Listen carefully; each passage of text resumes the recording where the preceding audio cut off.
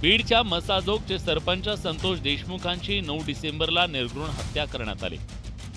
त्यानंतर बीड जिल्ह्यातल्या सत्ताधारी आणि विरोधी पक्षाच्या लोकप्रतिनिधींनी हे प्रकरण लावून धरलं।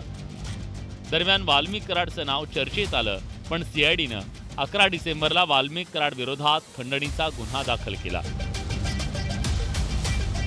तेव्हापासून सीआयडी वाल्मिक कराडच्या मागावर होती, पण तो काही हाती लागत नव्हता। त्यामुळे बीडच्या जनतेत आक्रोश वाढत होता। शरण वगैरे हा शब्द योग्य वाटत नाही।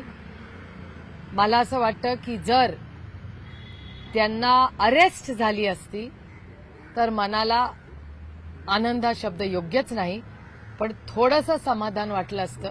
कारण का माझी अपेक्षा होती की सरकारने त्यांना अरेस्ट करायला हवी होती।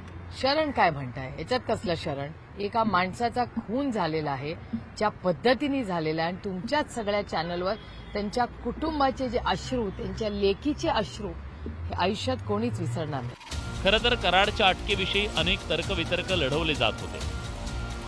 पुण्यात अत्यंत नाट्यमयरित्या कराड सीआयडीला शरण आला।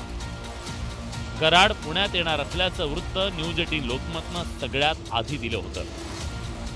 कराडच्या शरणागतीनं त्याच्यावर शिक्कामोर्तब झालं। सुरेश जाधवसह वैभव सोनवणे, न्यूज 18 लोकमत, पुणे।